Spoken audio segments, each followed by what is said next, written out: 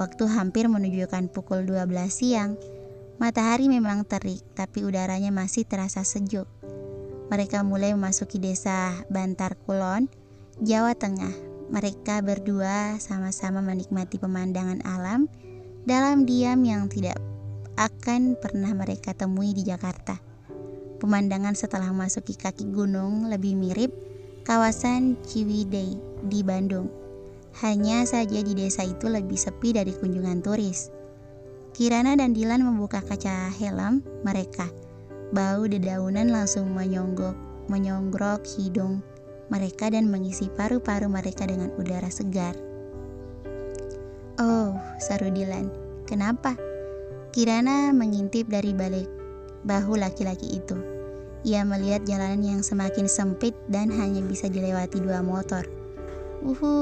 Teriak Kirana.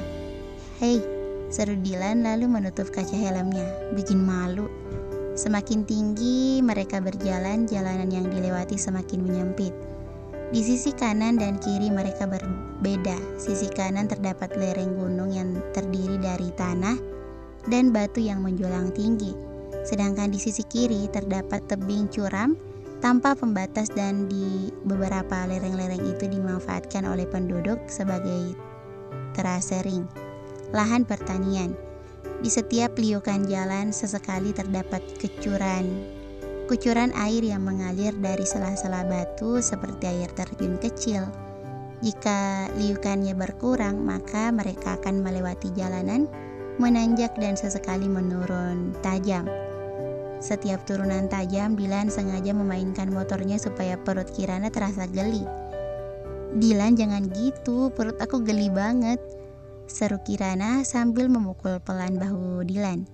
"Sudah sampai kok." Dilan memarkir motornya tepat di depan rumah dinas. Tidak sesepi yang dipikirkan oleh Kirana. Di sana mulai banyak rumah warga yang bertengger di pinggir-pinggir tebing. Tentu saja tanpa pembatas. Ada selokan yang dibuat selebar telapak tangan untuk aliran air dari atas gunung. Tentu saja deras dan berisik. "Gimana? Seru?" tanya Yanti sambil membuka pintu. "Banget. Kamu tinggal dan kerja di sini?" Kirana mengikuti langkah sepupunya dari belakang, masuk ke sebuah tempat yang disebut rumah dinas. Rumah dinas tidak lebih dari sebuah rumah tinggal biasa yang kecil dan temboknya bercat biru muda. Ruangan di dalamnya terbagi menjadi 3 bagian. Ruang tamu yang menjadi satu dengan dapur seadanya. Cukup melangkah 1 kali maka langsung menuju dapur. 1 kamar tidur dengan kasur tanpa ranjang dan kamar mandi dengan sebuah bak plastik di sudutnya. Tidak ada pump. Yang ada hanya air gunung yang terus mengalir melalui peralon yang dipasangi keran. Di ruang tamu terdapat televisi kecil berukuran 14 inci digantung di sudut ruangan dengan siku besi tertancap di tembok. Aliran listrik di tempat tersebut menggunakan turbin yang digerakkan oleh air. Jadi bisa dimaklumi kalau listrik tidak selalu menyala. "Ini tempat aku tinggal. Kalau kerja lebih banyak berkeliling ke rumah-rumah penduduk di sekitar desa ini. Seharusnya besok aku harus naik ke atas gunung memeriksa salah satu warga yang sedang hamil tua." Kirana menganggukkan kepalanya. Matanya menatap Dilan yang baru saja masuk sambil menutup ponselnya. Wajahnya terlihat sangat serius. "Ada apa?" Dilan tersenyum dan menggeleng pelan. "Bukan apa-apa. Biasalah, para reporter itu sedang kebingungan mencari keberadaanku yang tiba-tiba gak diketahui. Biarin aja mereka, di sini gak bakalan ada yang mengganggumu lagi," kata Kirana lembut sambil mengelus lengan Dilan, dan pembicaraan mereka teralihkan pada Yanti yang membawa semangkuk makanan. Makanan kesukaan aku nih. Cuma pulang ke kampung aku bisa makan ini." "Itu kan keong," seru Dilan dengan wajah meringis geli. "Kamu pernah makan?" Kirana mengambil mangkuk tersebut dan menyodorkannya tepat ke wajah Dilan. Tentu saja dengan keras Dilan menolak. Keong-keong itu tidak terlihat seperti makanan di dalam mangkuk kaca tersebut.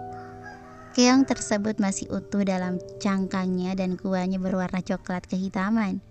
Sungguh terlihat tidak menarik, tapi dengan sedikit paksaan, akhirnya Dilan mengambil tusuk gigi, mulai mencungkil daging keong dan melahapnya dengan cepat tanpa dirasa. Ia melempar pandangannya pada Kirana dan Yanti bergantian. Tanpa ragu ia mengambil keong berikutnya. Rasanya nggak seburuk tampangnya. Tawa Dilan mereka di wajahnya yang pucat. Hampir setengah hari mereka habiskan di rumah untuk beristirahat. Ketika hari mulai sore, mereka keluar untuk membeli beberapa keperluan seperti makanan dan kaos oblong untuk ganti di sebuah toko kelontong milik warga setempat. Kirana tidak sempat memikirkan membawa kebutuhan harian kecuali obat-obatan Dilan. Pemilik toko itu seorang wanita separuh baya dan terlihat sangat mengenal baik sepupunya. Peringainya ceria dan ramah. Saat keluar dari toko, Kirana sempat melihat Dilan diam terpaku ketika gerombolan remaja melewati mereka. Tentu saja yang membuat Kirana terkejut saat mereka melihat Dilan hanya tersenyum dan menyapa melewati laki-laki itu begitu saja. Kirana dan Dilan saling melemparkan pandangannya heran lalu tersenyum. "Kenapa? Ayo," ajak Yanti yang baru saja keluar dari toko kelontong. Mereka berdua terus berjalan kaki mengikuti langkah Yanti yang sudah jauh di depan. Selama perjalanan Dilan merasa sedikit lelah. Jantungnya tiba-tiba sesak karena perjalanan yang cukup jauh dari rumah dinas dan semua jalannya menanjak serta berkelok. Jalanan tanpa aspal yang hanya bisa dilewati oleh pengendara motor dan pejalan kaki. "Kenapa? Dada kamu sakit? Mau balik istirahat?" tanya Kirana khawatir saat melihat berkeringat dan wajahnya semakin pucat. Buru-buru ia merogoh tasnya. Dia selalu siap membawa air mineral dan obat. "Gak perlu, aku gak apa-apa." Dilan mengibaskan tangannya sambil berusaha bernafas dengan normal. Kirana menatap laki-laki itu dengan ragu untuk memastikan Dilan baik-baik saja dan bisa melanjutkannya. Tapi ia tahu dirinya tidak bisa menahan laki-laki itu. Ia tahu Dilan ingin terlihat kuat dan sehat. Perjalanan mereka cukup jauh dan kelelahan mereka terbayarkan dengan pemandangan indah di depan mata. Mereka berdua tiba di sebuah jembatan batu. Di sisi kiri mereka bisa melihat air terjun dengan aliran air yang cukup deras berjatuhan ke kolam yang kecil. Meski tidak tinggi seperti yang sering mereka lihat di televisi, cukup membuat mereka terpesona. Suara bising air dan percikan halus air membuat mereka semakin bersemangat. Sedangkan di sisi kanan jauh ke bawah mereka melihat tumpukan batu-batu besar yang dialiri air yang meluap dari kolam air terjun dari sisi kiri mereka. Sedikit terjal dan cukup menakutkan. Kirana terperanjat dari rasa kagumnya karena tiba-tiba Dilan meraih tangannya. "Ayo." Mereka meletakkan barang berharga di alas sebuah batu dan cukup jauh dari jangkauan cipratan air.